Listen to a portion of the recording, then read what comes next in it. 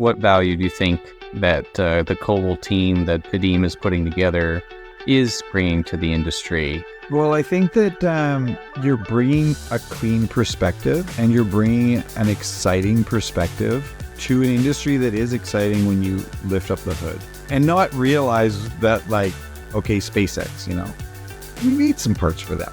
Like, and here we are, Williams & White. We made some parts for SpaceX, right? People would never think of that, right? Meet Justin Williams, a visionary engineer and relentless entrepreneur. Justin took the helm of the Williams & White Group in the midst of the 2008 financial crisis and charted a path to unprecedented growth, pushing the company into new sectors and expanding their international markets. His story is a testament to bold innovation and intentional diversification. Join us as he shares the challenges he overcame and the strategies he used to transform a family business into an international success, and how he's using what he learned to help other business leaders to do the same. Wood is a really broad category, and where in the wood industry does Williams & White play? Well, we're all about the tooling, side of it. So that's circle saws, bandsaws, knives, all the cutting tools. And we're an OEM. We produce the machinery for the production and maintenance of those tools, as well as all the support devices, your mill maintenance equipment. So predominantly our clientele falls into the sawmills themselves, a little bit into the other wood production areas also, but not as much into the pulp and paper side of things or those other elements, a bit into the reman plants. But the lion's share of our target market is the primary breakdown sawmill. And then we get into what we call the secondary industry quite heavily as well. So that's secondary transformation of wood, furniture production, the sharpening shops that come with that. And we are branching into those industries quite a bit as well. And then outside of the wood industry, we're quite heavy in metal. So that's the tooling around that, your round tooling, your end mills, those kind of sharpening machinery. And that's really where we play as a company. That is really cool. Justin, I know that when we're at Sawmills specifically with our field crews and we're getting out there to see content or make content, we see your machines, your Williams & Whites, like the saw guide dressing machines or others that are out there. So it's really cool to, put the face of you, the CEO of the company, and the machinery that's out there in the field together. Can we get a little bit of your backstory? Just curious about, did you come up from an engineering path, more technical, or how did you? Yeah, I'm a registered professional engineer in electrical engineering. Most of my focus would be robotics. I went to the University of British Columbia here in BC, Canada.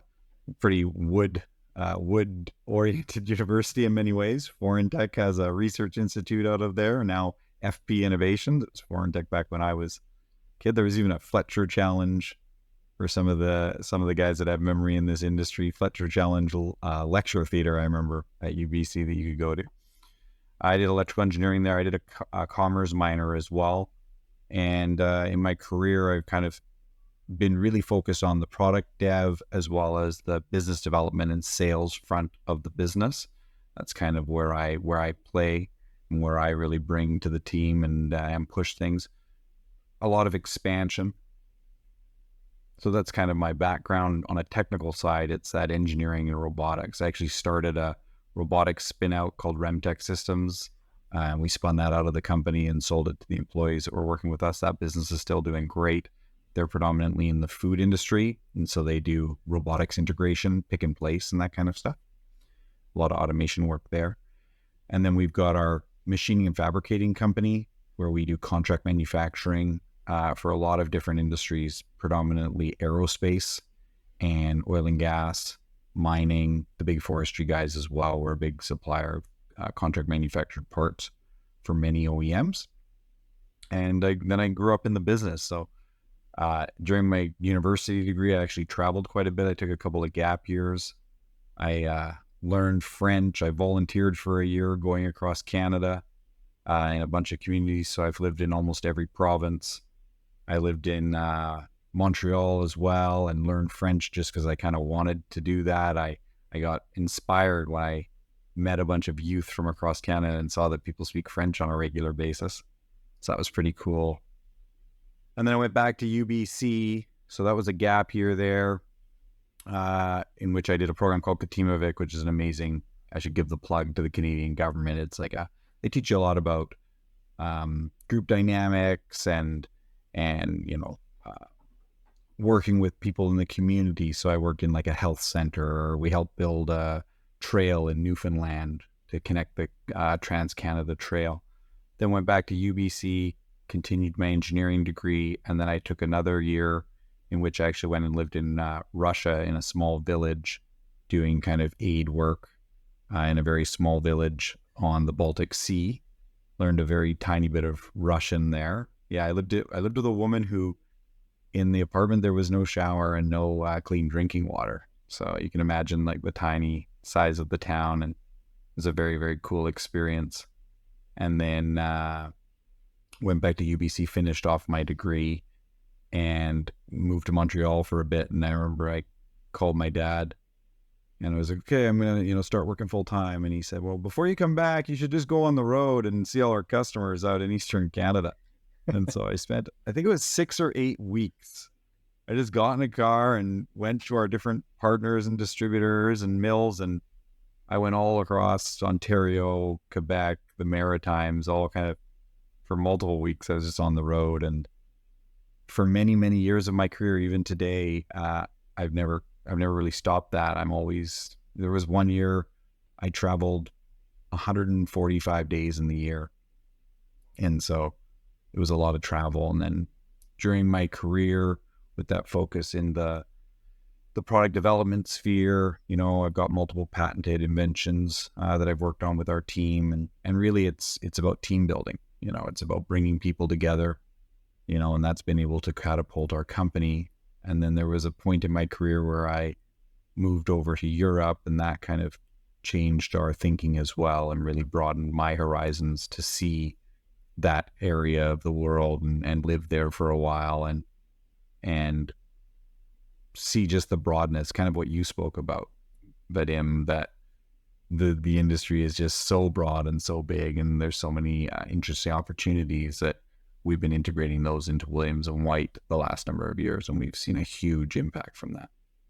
What year was the Europe portion of your career? Well, I've got a 2-year-old daughter now, and my then girlfriend, now wife, and I moved back to Canada, I guess it would be 4 years ago, and it was 3 years that we were in London, England, which isn't really much of a wood spot, but it's a great hub with a lot of airports. And I was on an airplane constantly. Yeah. That was a bit of a funny story how I ended up there, actually. You want to share it? Yeah, sure. Yeah. I was dating the girl who is now my wife, and she had told me when we first met, she's like, I'm moving to England. I'm moving to London. And I was like, oh, okay, that's great. I guess you're going to move to London. And so we dated for a while. She moves to London. And then my friend from England was just visiting me and was like, well, we do a lot there. There's a lot of industry and an economy. We don't have a lot of trees in England, but my family has a company making shoe parts, and we send our little cutting tools and knives to this guy down the road, and he sharpens them for us. Do you think he'd be your customer? And I decided to hop on an airplane and drove around England, and I actually ended up selling a machine on that trip to a company called Bennett Saw, great company, good client of ours today, Bennett Saw, and drove back down to London and went to my now wife and said, hey, I just sold a machine in England. Maybe I could build a business out of this. And next thing you know, we've now got strategic partners in Germany, France, throughout Europe. We've got an install that we're building for a huge saw manufacturer in Poland right now that's going to be shipping out. We put machines in Finland. The GDX that you mentioned, we got a GDX running beside a Comac line in Finland.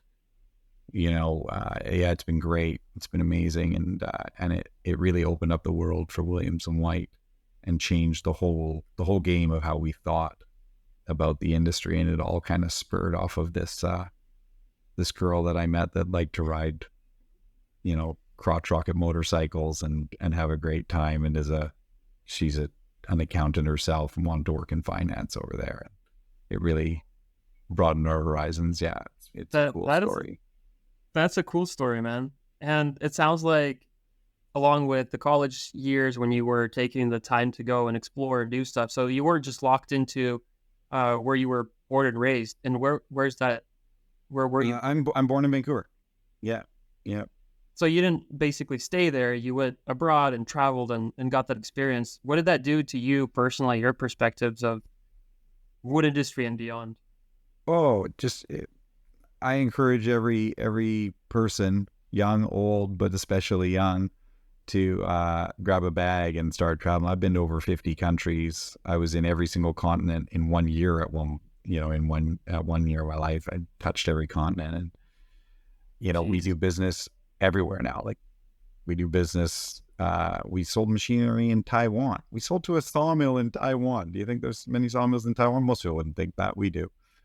We've got installs in Japan, Australia, New Zealand, Argentina, Brazil, Chile, like all over. And absolutely, my dad used to travel a lot when I was growing up as well. It was predominantly to Australia, New Zealand, a little bit to Chile. He was down there with Canadian connection. Not so much to Europe. The going to Europe, and especially going to Ligna. We started to go to Ligna. I got a funny story about that one too, if you want to hear it. Absolutely. What about Ligna? So the first time we ever went to Ligna. So I love Ligna, and all the people that put on Ligna are good friends, and Williams and White, we love you. But here's the first story of how we were greeted. It's quite hilarious. We get our stand and we're ready to go. And I arrive there and I'm going to do the show, here we go. And we're at a 10 by 10, effectively, like a 10 by 10 booth. It's a little bit bigger there. I think it's like whatever. It's not meters, 3 meter by 3 meter or something. Yeah. So I'm in a 10 by 10, except there's a pillar effectively in the middle of our stand that is like 3 or 4 feet diameter. It's like a 3 foot diameter concrete pillar that holds the whole building up. And our stand has been built around this pillar. Oh my goodness. So we're trying to get our wall up. We're trying to put it was hilarious. It was so funny. Yeah. Jeez, man. I don't know if you know this show Grind Tech or Grind Hub now. It's specific to grinding, but there's a lot of saw production stuff there. I had the same thing happen there. I went to Grind Tech first time in what town is it in? It's outside of Munich. It's a little bit west of Munich, and it's I'm not remembering the name of the town. But there, first time I went to that show, they put me in the hallway between two holes. So people were just like quickly walking by trying to get to the hall. Oh, it's hilarious. It was there's a lot of quirks that happen with these in-person trade shows, and I'm sure you've been to a bunch and have a pile of stories there about. Oh yeah. Yeah, but the going to Ligna was a game changer, and just the international element of our company, and and that's how Williams and White works today.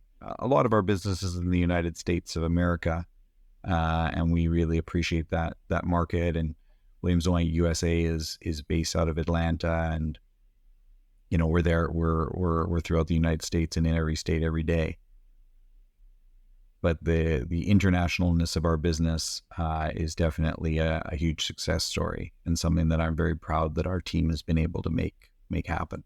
How did you leverage that to grow into where you are today? I mean, like, that was massive hit to the financial crisis, just to everything. Yes. Yeah. That was bad. Can you share about what happened? How did you persevere? How did you get through that and led to growth today? Well, firstly, it was there's no getting around saying that it was just terrible. It was a terrible time. I remember 2010 Olympics. I think it was Optimil, because I'm pretty sure I was chatting with them. they rented part of their yard out to the Olympic Committee to be able to like just build stuff for the Olympics because they're pretty close to us here in Vancouver. Yeah. Great people as well. We just did everything to diversify. And it's part of the reason that nowadays our contract manufacturing business is very strong, and it's in the industries that it is, such as aerospace and mining and oil and gas and power generation and all of those kind of things. Marine, we do a ton in marine. We're building a carbon capture machine right now for one of our clients. We do a lot of different stuff. Sure. And so when the wood sector was hurting, we were continuing to be able to have other elements of our business that were doing well. And then we were able to reinvest those funds into the product development side of things. And so reinvest in product dev through, endeavors in other industries as well, making sure that our business is in those positions of strength. We're also a very underleveraged company. So, I'm very proud and very impressed by what a number of companies in this industry have been able to do with the roll-ups and things like that. But those tend to be leveraged buys. Williams & White, it tends to be a much less leveraged business in that sense. And so when those harder times come, we're able to weather those storms very effectively. And so that comes down to, business management, cash management, and ensuring that we recognize that the wood industry can be very boom bust. It's been this way forever. Even during this last crazy boom, I was talking with my leadership team about, there'll be a backside of this and we better be ready for it. And I think that right now, the industry has slowed down. That would be an honest statement. And so 2008, we were able to just put ourselves into those good positions. And then we brought out lots of new products. We launched those products. And then as we saw things turn around and start to get into an expansionary mode, we pushed. We still today talk about, we might not be the biggest in the industry. We might not always have as many boots on the ground as some of the other organizations, but we have a mantra that we won't be outworked. And so we need to be on the road all the time. We're going to be in our clients' sites. So we're at mill a lot. We're always investing. We're willing to sacrifice today for a better tomorrow. And so if we need to make sure that we're hiring a bit extra to make sure that we've got the people in place to give things like good after-sales support and service, we're going to do that. And then there was, just expansion overall, right? The industry has done great the last number of years, especially during COVID. That's a special thing unto itself. We can talk about that as a whole topic. But you come out of 2008, we launched a number of different products. Those products had a lot of success in the marketplace, GDX being one of them. And then... For those who don't know, what is that? That's a saw guide, CNC saw guide dressing machine or milling machine. So it's for taking your circle saw guides to size after you replace your babbitt after a run time. So you replace the babbitt and away you go. And then when I went a little bit before Europe, actually, we connected with Hannah Commercial for brazing products. And that started to spark a different approach to business in which Williams & White is also a distributor of other people's products. So that was a different shift in our business plan as well. Traditionally, we made everything, and we started to take an approach of, we're going to be the experts at the products that we build, and then we're going to find the world-class best products to complement the products that we produce to be able to offer a turnkey one-stop solution. And so now we can offer a full turnkey solution for a filing room. We've brought on all of the maintenance products for the mill as well. So that chain, we sell saw blades, circle saw, bandsaw, and knives. debarker parts, even motors, servos, PLCs. We will resell those products to our clients because we understand that our clients are busy and they need our help. That's what we're doing. We're helping them. We're helping to make sure that they can keep their mill not just running, but running at the most optimal level possible. But bringing on those other product lines has created additional revenue streams to the business. And so, at the same time that we diversified our client base through our contract manufacturing business, we were able to increase our product SKUs in our specific client verticals. And then on the product line, we also started to bring on machinery used in other sectors. So we sell sharpening machinery for the metalworking industry. So we're just actually installing a machine for the production of the turbine blades in the F-35 fighter jet engine. So our client makes the tools that makes the jet engine for the F-35 fighter. And on our contract manufacturing business, we actually helped build that assembly line in Plano, Texas. So we made the manipulators for the F-35. Also the 777X program, we were pretty big on that. Right now we're working with the Canadian Coast Guard and Canadian Navy, for naval vessels. We're making a lot of parts for naval vessels. And so, now we sell 5-axis grinders for sharpening end mills and sharpening, these kind of tools, broaches for aerospace engines. We're quoting a machine right now into the medical industry for producing tools for the production of medical tooling. And so that's enabled us as well, again, to diversify our customer base, which we believe makes us stronger in the wood industry. Right. And why I believe that is because unlike some other companies that's what they do, that's all they do, which is great. And we are hyper-focused and we have teams that is their only focus. That's how we make sure people don't get distracted within our organization. We hire and we have product specialists. But it means that if the industry has a bit of a harder time, we are still a supplier that you can count on because we're a strong company that's doing business in other sectors. Can I ask you a question? Because I've seen over time in marketing, in the sawmill industry, both in the US and in Europe, companies try to diversify, and more often than not, it doesn't go well. A lot of investment is made, a lot of meetings are had, a lot of churn, and then nobody ever wants to talk about it again. It's filed away and, no one's allowed to talk about it again.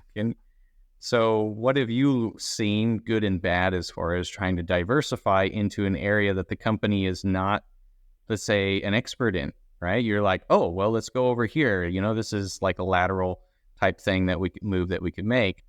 Mm-hmm. How do you do that successfully? How do you do that and still proudly talk about it years later? A big part of it is that, we're a third generation family company. So, I'm standing on the shoulders of giants. It's not all me. It's the team and the people that we put together. My brother is an instrumental force in our organization. Matt, he's really always crushing it. And because we both have an engineering background, my brother's mechanical, I'm electrical. I'd say 80% of our staff or maybe more are technical in the sense of they are either an engineer or a Red Seal tradesperson. Being a contract manufacturer in the Pacific Northwest naturally pushes you towards a diversified set of a client base. If you just let's look at Seattle. Let's talk about Seattle. Okay. You've got Boeing, Microsoft, Costco, Starbucks, Amazon. They're pretty diverse companies. They do a lot of different things, right? And they're all right there in this city. And the engineers that are there are constantly doing all this kind of different stuff. Now there's a company called Helion that's doing fusion reactors, right? We helped build a fusion reactor with a company called General Fusion here in Vancouver.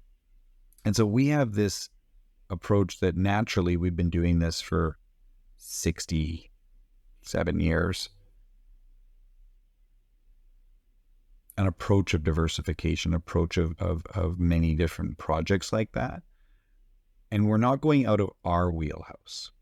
We're applying similar knowledge that we have to different industries. But it's, we're still doing sharpeners, right? Like we're doing tool sharpening. We just might be doing it in the secondary industry. So one of our clients, they use saw blades to cut tube instead of wood, right? Yes, it's different, but it's not, running a restaurant to making machinery, right? We see ourselves as machine tool specialists. That is what we are. We are robotics engineers, and we are machine tool specialists, right? We're not restaurateurs, right?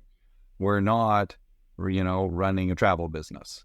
We are machine tool specialists. So we know, a lot about bearings. We know a lot about motion control. We know a lot about robotics. We know about sensors. We know about machine tool maintenance. That's our specialty, and that's where we bring a core competency. And when we're looking to diversify, while utilizing that core competency. And that's how we make sure that when we diversify, we're not doing it into something that we, aren't able to bring in expertise. And as a professional engineer, that's part of, my duty towards, my requirement for that professional designation is to only be working on things that you have the ability to know it well, and bring that expertise to the table. And then when we bring different product SKUs to a well-developed client base, we're always bringing a related product. So if we're selling the saw sharpener, and someone says, well, I also need saws, that's because of what happened during this last pandemic. It just got to the point where we used to just, say, okay, well, maybe talk to this other company, but every client was asking us to, can you use your connections? Can you find us saws? Okay, yes, we can. So now we've launched the Orca Tooling brand, right? Wear products, we know mechanical engineering very well. We know chains and sprockets and those kinds of devices. So now we're able to help mills get those products, right?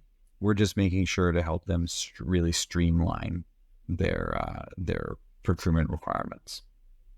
Justin, one of the things that I observed over the years, knowing you and in Williams and White, similarly, my background is technical mechanical engineering, and was always excited about developing new things, also have a patent in the industry and with scanning, right, with the technology and scanning and optimization. But I always saw you and your team as folks who bring innovation to the marketplace. And what are some of those, reasons to continue to innovate? And do you still feel like the wood industry has a lot of room for innovation going forward? Just talk to us about innovation. I mean, you've done all. I've got a laundry list still that I gotta make it through. We've got some ideas, That's the fun. That's the fun, We love coming up with new ideas and why don't we try that? Why don't we try this? And you see what other people are in the industry are doing, and then it inspires you, and just the development of new tech.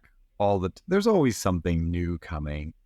Otherwise we'd be listening to the same music. We'd all be still listening to, ZZ Top or something like that, right? But we're not. We're not. Someone even told me David Guetta's getting old. I was like, "Oi, what happened?" They're like, "Oh, he's old." So now we got to move on, right? Juice box and keep on rolling forward. So, the innovation part is a lot of fun. It's risky. There's no doubting that either. Like innovating is risky. So you got to have a thick skin, and you got to be willing to be wrong, and you got to be willing to be wrong sometimes in public. Like I've had my egg on my face. Come on, I've had projects that haven't gone perfect, and everyone has. I always tell myself and tell my team, Google launched Google Glass, Right. right? So they can. Yeah. come off it, right? Or now Is there a story around that where you could share something from the egg on the face situation, and then just curious? oh, there's lots of instances, right, where we've, so some of them, the funny ones is when you launch something and it doesn't work, and then you find out later it was like a $20 part. Those are the ones where you're like, wow, it all worked except we had a valve that if we'd gotten this other one that was very similar but slightly different, it was $20. Yeah. It did work. You go back and then it works, right? We're pretty tenacious as a company, right? We've always gotten things to work in the end, but sometimes they don't work right out of the gate, right? Like you'd hope, right? So that's Especially when you're developing something, there's challenges. You iterate until you get it to where it needs to be and accomplish all that you set out to do. Yeah, I'm actually having fun with that right now. We're streamlining our business process, and it's engineering in itself. We're re-implementing our ERP. We're computerizing everything. We're computerizing our entire inventory. We're developing new in-house software to really make sure to streamline our business processes, just due to the amount of growth that we've had. Wow. And it's interesting how we underestimate sometimes the engineering element of that in itself, right? That's a podcast in and of itself right there. Just how do you take a company like yours, right? Your third generation, right? And then bring it into the digital age. I think that would be a fascinating topic. And maybe you can just tease that a little bit, like, okay, you underestimated it, or that's typically something that people underestimate. So yeah, give us a couple little tidbits. It's just it's a big process. It's getting everyone on board, stakeholder buy-in. The amount of times that I've repeated that now in the last number of months is ad nauseum. Stakeholder buy-in. I feel like I'm like a Dilbert cartoon. Do you want to tell us any of these stakeholders that were late to the game? It can be as simple as order write-up in your organization. You get an order from a customer, and it's like, well, we've always written it up like this, and it's pretty good, and you could do this, and well, no, now we're not going to do that. Now we're going to do it in this new fashion, or we implemented a CRM number of years ago, but now I want to roll that CRM out into our after-sales support and service department, right? Oh, well, we used the ERP forever. Okay, but the ERP, what about when the customer calls and they don't really, it's like a 2-minute thing, but say those ones don't always get in the ERP. Yeah, I know, but I do those ones in my email. But, so you're like, okay, well, there's a gap right there. Yeah. We have a CRM to solve those gaps. Oh, but that's a sales team. We're the engineers, and all that kind of stuff. Yeah. And it sounds like it wouldn't be real, but it's very real. And it's very real throughout all organizations. And so, you learn through the fire. I remember one of my closest friends at university. He ended up working at Facebook and has an amazing career. And he's just started his own tech company now. And he said to me when he started at Facebook, someone said to him, "No one ever learned anything running out of a burning building." You got to get in there. You got to really get in there, and you got to be in the details and roll your sleeve up and be willing to do change. And you will not get different results with the same actions. Right. And so unless you're willing to do different actions, you can't expect to get different results. I think that's Albert Einstein. I can't steal that. The repetition of the same thing expecting different results is the definition of insanity. Right. And so in our business, we have really embraced change. And another, not me, to quote someone else, someone I knew, this is many years ago that I knew, a woman I knew, she was working at a company for the richest person in British Columbia. His name is Jim Pattison, and he's a major shareholder now of Canfor. Okay. He was in his 80s, and they had a company meeting at one of the companies that she was working at that he was the owner of. And his speech was all about, we're just getting started. He's in his 80s. At the time, he was like I think he might even be in his 90s now. He was in his 80s, and she came home and she was like telling me, oh, Jim Addison talked to the whole company today, and he said, we're just getting started. And he's in his 80s. And it inspired me hearing that. I was just like, okay, I need to take this approach. And so at Williams & White, I really do believe we're just getting started. Like, you haven't even seen the beginning of Williams & White. You are seeing like the kindling. We've only made the kindling. We haven't even started the fire. And we're excited. Yeah. And I'm excited. I think you guys are doing the same. I think, like, Vadim, what I'm seeing you do with your company and with everything you're doing, you're cool. It's next level. I'm loving it. I'm loving following your journey. And I remember when you called me and, you asked me, what do you think? I have an idea. And I said, you got to go for it. And then you can stick to your vision. And as someone who's kind of outside, what value do you think that the Cobalt team that Vadim is putting together is bringing to the industry, and the potential down the road, like in 5 or 10 years, what Cobalt can do? Well, I think that you're bringing a clean perspective, and you're bringing an exciting perspective to an industry that is exciting when you lift up the hood. Right? And I think a lot of industries are, but everyone wants to run after the sexy thing and not realize that, like, okay, SpaceX, we made some parts for that. Like, and here we are, Williams & White. We made some parts for SpaceX, right? That's incredible. People would never think of that, right?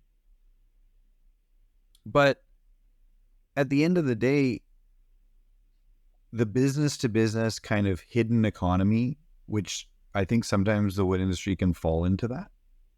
I think that you're bringing a new, fresh perspective that's making sure that that's not the case. Because when you go to Ligna and you really see it for yourself and you're like, wow, this is incredible. And then you go into a sawmill and people hear sawmill and it's like, oh, you're in a sawmill. Probably super old school.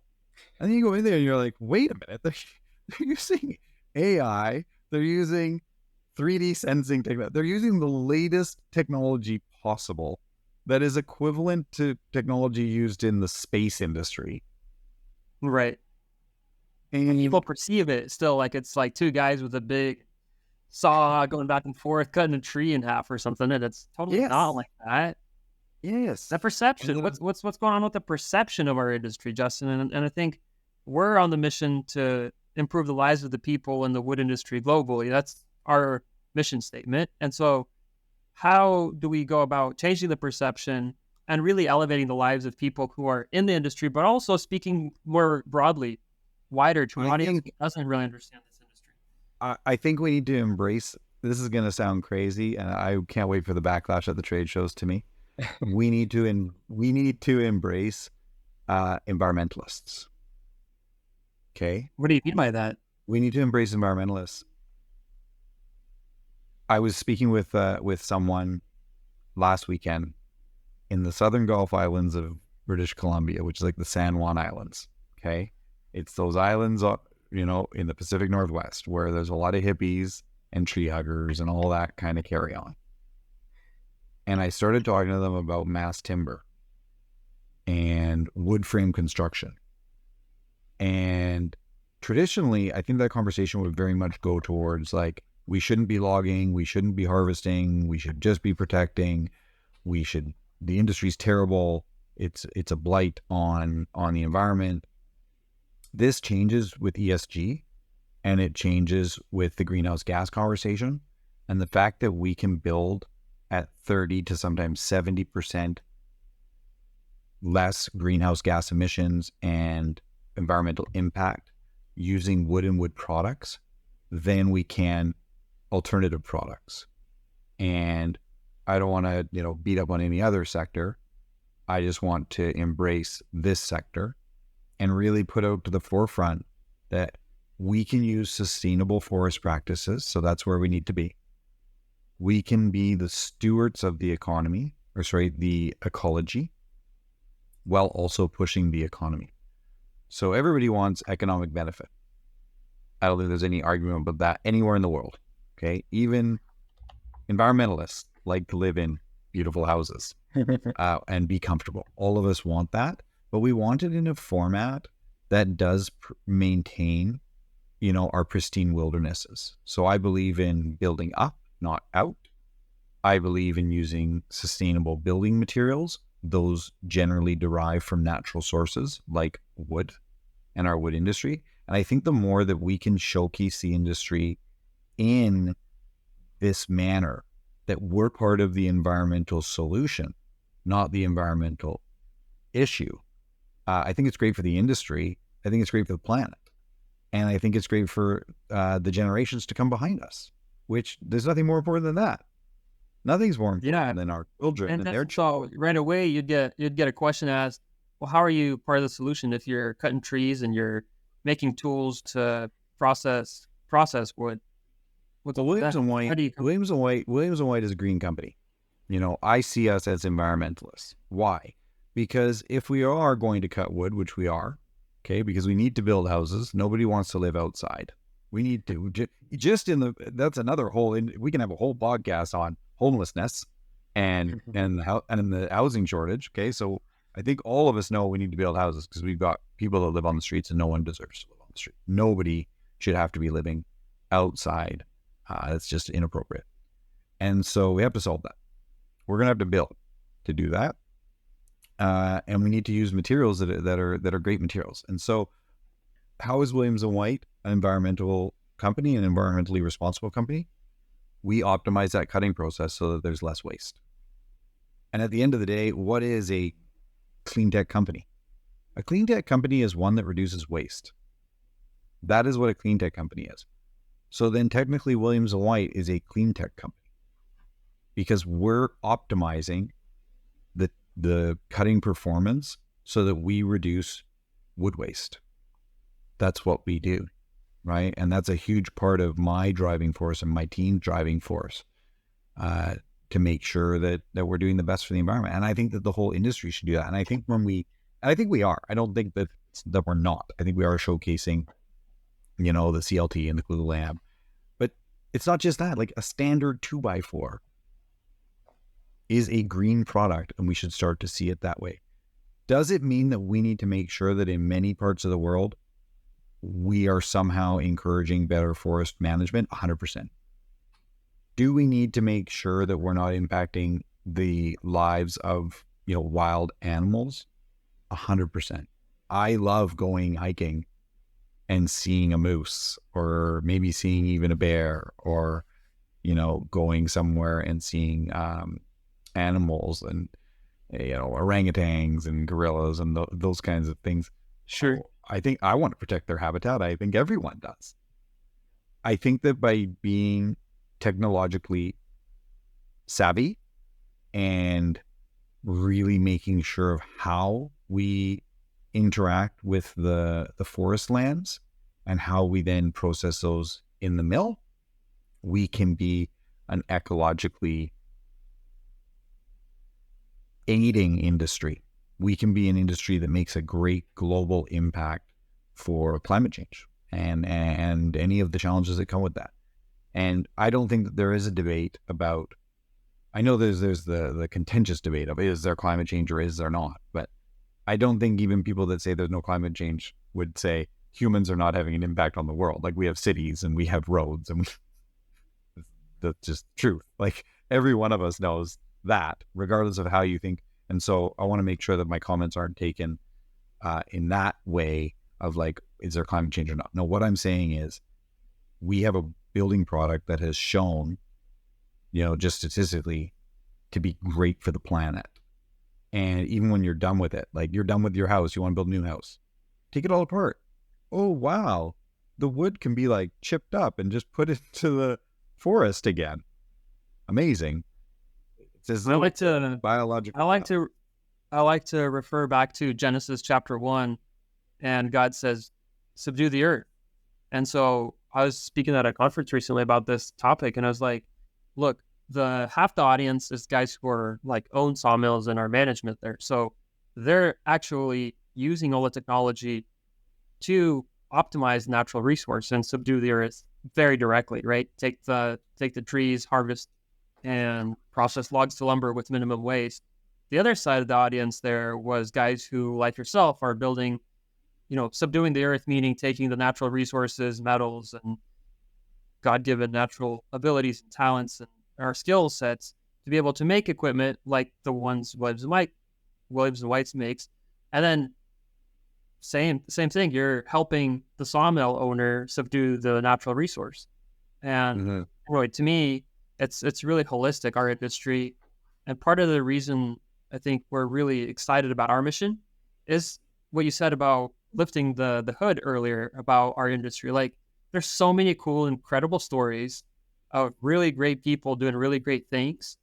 And that's really a big drive of us here at Koval, is like to really go out there and understand, like, man, your team, what you guys are doing and how you're innovating, and the customers that you serve enables them to go to subdue the earth.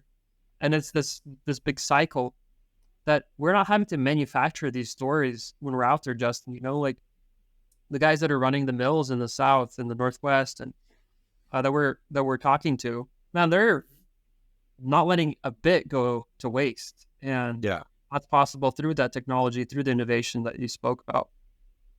And all the players in our industry, the USNRs, the BIDs, the Joe Scans, Williams and Whites, MBN, there's so many. I'm going to miss people to mention, and I'm sorry if I do. Hundreds of companies. Yeah, hundreds of companies, and our competitors and our partners alike. We at Williams and White really appreciate it. We appreciate everyone in this industry. We see an install go in. I saw an install, our competitor is Zelly, that's a competitor out of Europe. They put an install in the other week, and it got celebrated, and I was the first one to clap my hands. I just love seeing our industry healthy and robust, whether it's our equipment going in, our competitors' equipment going in, our partners' equipment. Like, everyone in the industry is working diligently to do a good job, help their family, help their community. And I love that about our industry, that everybody is really respectful and friends to each other as well. You run a YouTube channel and one-on-one coaching for other business owners. So why and how do you find time for that? The one-on-one coaching is tiny. I'm not really doing much of it. I meet with buddies and we kind of help each other, right? Most of my friends are entrepreneurs and or business owners or kind of independent professionals. Like, one of my good friends is the Canadian in-house counsel for Rivian right now, which is a pretty exciting, cool job. And a lot of others are entrepreneurs. Good friend of mine has a clean tech company that does water desalinization and cleaning called Saltworks. They're really doing an amazing job. Another one of my buddies, you should check out Misty West Engineering, a guy named Lee Christie. He's really crushing it. They do a lot of vision, automation, kind of vision stuff. Very cool engineering firm. And then I do a little bit of NED work. I'm an executive director with Remtech Systems, that company I spun out. The YouTube channel, I have to give the credit to my wife. It was her idea. She's, as I said, she's very pregnant right now. And so we've slowed down on filming a little bit. Sorry, we will be filming. We'll be getting back to it. But we have a new arrival coming in only a couple of weeks. And so getting in the studio has been a little bit hard. But it's really fun. I enjoy it, And all of the ones you've seen, they're one take, almost no editing. I do one take every time. I just go. And if I can't get it in one take, 15 minutes, then okay, just do it again. And for the most part, I think I've only had to redo maybe 2 or 3 max in like 30 or 40 videos. Yeah, just one take it. I'm like, I'm going to do this topic. I start talking. What's your channel called? Justin Williams 10X. So you go to Justin Williams 10X. And at the high level, from what I've seen on your channel, you're talking about tactics and strategies for growing a business and specifically utilizing your experience in the wood sector or through Williams and White, right? Yeah, it's kind of a blend. I do a bit of real estate investing outside of Williams and White, a little bit within Williams and White as well. But especially it's a little more residential here in Vancouver where I'm doing that work. That's as simple as I read.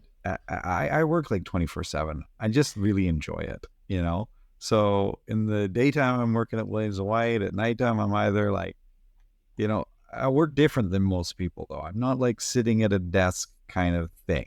I'm just constantly thinking of stuff. And I work on my phone nowadays, I think mostly. I'm just like, you know, whereas most people might, you know, listen to music for, this is an example, okay? Most people might listen to music going back and forth to work. I listen to books. So I read, it's a way that I can read a lot, quote unquote, I'm listening. Yeah. But just in the last week, I read The Everything Store by Jeff Bezos, listening to it. I read Made in America, Sam Walton, the Walmart story. I read Elon Musk, the Tesla story. I'm reading a book on being a small property developer right now. That's in like a month because I listen to them on 2X and I ride my bicycle to work. And so it's a 45-minute ride each way. I got an hour and a half bike ride. You know, before I came to this podcast, because I couldn't do my ride, I ran a 5K this morning at 6 a.m. I was going to say, are you distilling those principles and putting those into on the YouTube channel? I felt like I started with the daily grind during COVID. It was a 1-minute rant. That was a rant. It was so much fun. But then I wanted to say more. And then, you know, I talked it over with my wife and I was like, what do I want to share with the world? And I just think that there are a ton of independent business owners or business professionals, managers that are working in SMEs, small, medium-sized enterprises. And everything that we see on YouTube is Grant Cardone and Gary Vaynerchuk. They're doing great. Okay, I'm a Gary V fan. He's cool. But it's kind of hard to relate sometimes to a guy that's like, my business is $750 million a year. I made $18 million last minute. You know, here I am, you know, and I have a team of 50 people that follow me around and continuously video everything I do. So I put a red hat on and they got it, you know? That's not most of us. Most of us are like me, let's be honest. I'm like, hey, when are we going to shoot? My wife's like, let's shoot next weekend. Okay, I've got 20, 30 topics ready to go. And I sit down and I crush out 10 or 20 videos with a green screen. And some people are, well, why you do a green screen? I got a 2-year-old. That's why. Okay? Yeah. You can imagine what I'm trying to live in, you know? So what a great... I just got handed a note from my 12-year-old. I was like, nice. Yeah, I will read your note. Yep. Okay. Yep. I love it. Yeah, exactly. So, you know, we're real people, and something that I try to bring to my business journey, and when I talk to anybody about business, is we're real people. You know Brian Fair quite well, Vidim, and I know Brian a little bit. And something I loved about Brian, I was closer with David, his brother, because I actually sat on a board with David, the Canadian Manufacturers Export Association, which I should give a shout out to them. Great organization. I sat on that with David and got to know him. And both David and Brian, like, they're just real people. They're just such real, nice, genuine people. Absolutely. And I've come over time, and I think all of us do, we come over to this point in our career where we realize, like, we're all just a bunch of real people with real lives and real families, running companies or trying to build ideas or trying to develop something from nothing, really. That's what a business is. It's developing something from nothing. Whether you're an entrepreneur or an intrapreneur, which is an entrepreneur within your own organization, you can come up with ideas within your own company. You can be, you know, a guy and you're working at some organization and you come up with an idea and you generate it. And next thing you know, it's a whole business unit. And so if my YouTube channel can just help people get inspired and maybe see behind the curtain or under the hood that, you know what, you want to do real estate investing? Guess what the first thing to do is? save up and buy a small piece of real estate, buy a small condo and rent it to someone. Yeah. You are now a real estate investor, buy a small, I've definitely been listening to your channel and have been inspired. So thank you for doing it. You've reached me, and oh, thanks. So you've reached me, and I've been following you there. What's some of the topics that you're passionate about that maybe you can share one of them to our audience? From, I know there's a lot of content on your channel there, but maybe something in particular that you're, it's on your heart now to just share. It's cold calling. Okay. Cold calling. Hear about it. Cold calling. People underestimate the power of cold calling. I don't know why. And it's not just for salespeople. It's just everything you do. And we can kind of take the word cold calling and make it a little broader. It's just like reaching out to people. So I've got this idea. I want to do this thing. So for you, I want to do Koval, and I want to get out there and be the media company essentially for different organizations. So you can sit back and wait for people to call you, or you can get on the phone and you can call the Nashville convention guys and say, I want to be the company that does it. Are you interested? Are you interested? And I learned that in university. I actually, my high school football team, okay? I was playing high school football, and we needed to raise money, and and the way that they wanted to raise money was selling chicken. Okay. I think every kid on the team sold maybe $100 or $200 worth of chicken. I sold like $5,000 in chicken. Okay. Dang. Every day I would come home. I just loved it. I would come home. I would go door to door throughout my neighborhood, and I would present this chicken to my neighbors. And then I'd be like, really, this is just a charity for the football team, but you get chicken. So if you would like to support the football team and get chicken in return, we would really appreciate you buying the chicken from us, because you need chicken for your family anyway. And then they'd be like, oh, what chicken? And I'd be like, well, the most expensive one is this one. You should buy this one. And they'd buy it like by the pack, right? That's amazing. So was this fried chicken? Was this like pre-cooked raw chicken? This was raw chicken. Did you have the raw chicken, or this was got delivered later? I think they came to our high school and like picked it up. How raw was it? Was it alive? Exactly. Yeah. It was. They came to my house, like chopped the head off myself, added bonus. And so this even applies to like huge companies, right? It doesn't matter even how big the company is. You want to build a relationship with other, like B2B. You want to do B2B, okay? You got to reach out to people, and even B2C. Like, okay, I want to sell sodas. Like, just start doing it. Like, go and pay for the Facebook ads and take the plunge and sell. Like, jump and hold and believe there's a net there, right? And so, cold calling is this really powerful tool. And I did a whole bit on it on the YouTube channel. You can look it up, Justin Williams 10X.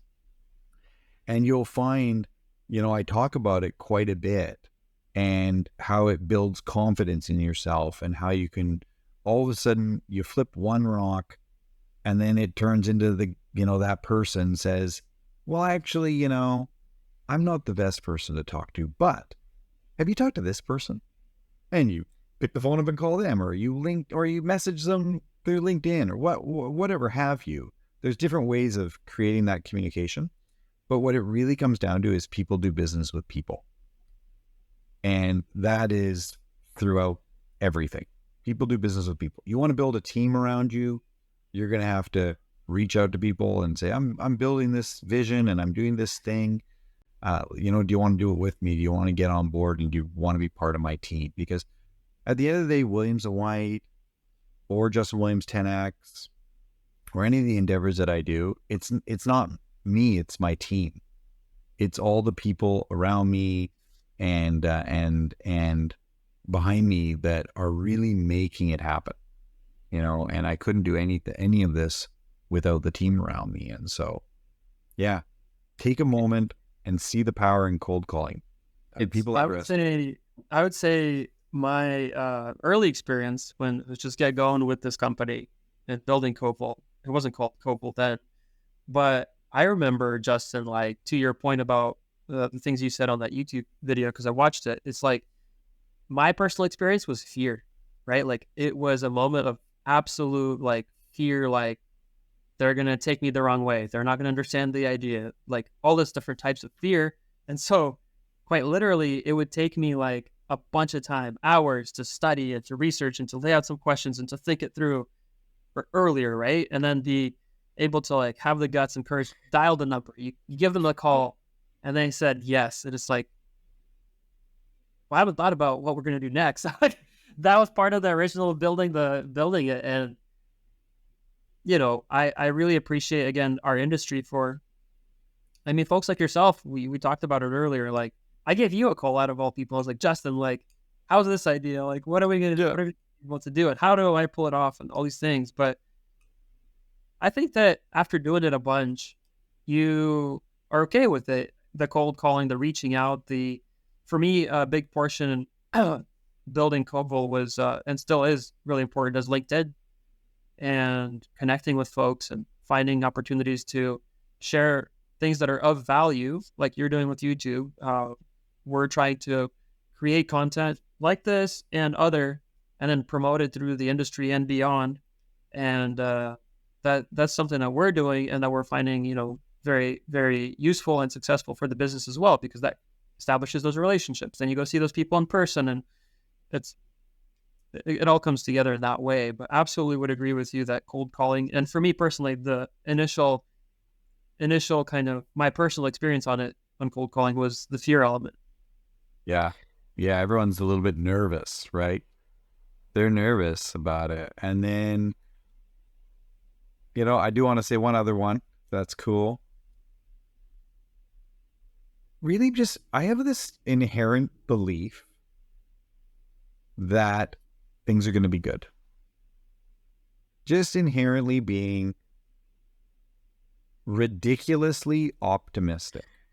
I am ridiculously optimistic.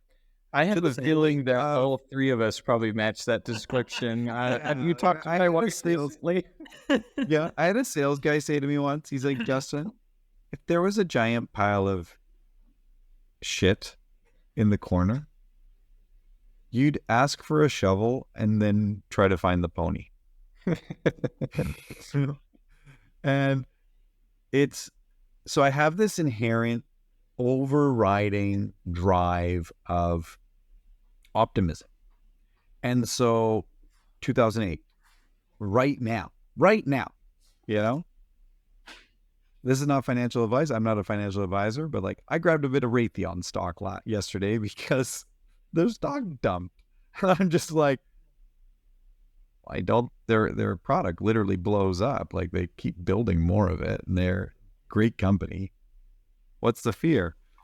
And so often, you know, especially things like in the stock market or stock investing or real estate, oh, the prices came down a little bit and everyone's super fearful. Or, oh, the wood industry, you know, the price of lumber's come down a little bit. Oh no, you know, I have an overriding feeling of being optimistic because I think that human beings naturally are, because otherwise we would have gone extinct. We would have, you know, first rainy day, we would have packed it in and be like, too hard, I can't do it. And then we're done. So if all humans are naturally optimistic, the world will inherently go in a good direction overall, and we'll all work towards a better future. So, you know, it's not worth it to be pessimistic. And the trade, you know, has always in the end, long-term favored the optimist. And it's proven out so many times. So when you're in those hard moments, and we've all been in those hard moments, you know, life is literally sitting there like a leg cocked, ready to kick you in the face. Okay. That is a quote from my friend Gary Morris. He started Dominion Lending. They're now the largest brokerage firm in Canada. And he said, and I took it, he's an awesome guy, Gary, and my friend J.C. Brook, who was the operations manager there, a close friend of mine, great people. Gary said, like, life is literally a leg sitting there waiting to kick you in the face. And like, once you accept that and know that everybody's getting kicked in the face, including the leaders of the biggest businesses out there, and that the bigger your business gets, the bigger the problems get, the more the haters are, the more the this there is, the more the problems, the issues, the whatever, more pots boiling. When you accept that and hear that and see it and realize it, you become incredibly calm. You are able to think with much more clarity. And when life kicks you in the face, you're like, oh yeah, well, that's life. It kicks you in the face. That's great. I was expecting it. Yeah, I was expecting it. So I'm just going to keep rolling. I'm stronger than that. And my father, who passed away a number of years ago, he said something to me that was incredible. And it was, I was inventing some machinery and it wasn't working and I had a disappointing outcome. And he looked at me and said, these are the moments that your determination are greater than your disappointment. All right. And those are words that I live by. These are the moments that your determination must be greater than your disappointment. Everybody feels that disappointment. If you don't, you're not human. Some people let it overtake them, and next thing you know, they're on that bad path of like self-doubt. Some people, you accept it. Yeah, that was shitty. That was disappointing. What can I learn from it? What can I learn from this situation? So that now I'm gonna keep going and I'm gonna do it in a different direction and it's gonna be even better. And honestly, I really think like that has been a huge driver in Williams and White, just like ratcheting up in the last few years. And it's going to be our path to further growth as we look forward. Yeah, we're really excited about it. Younger people look for careers and industries and things to be a part of.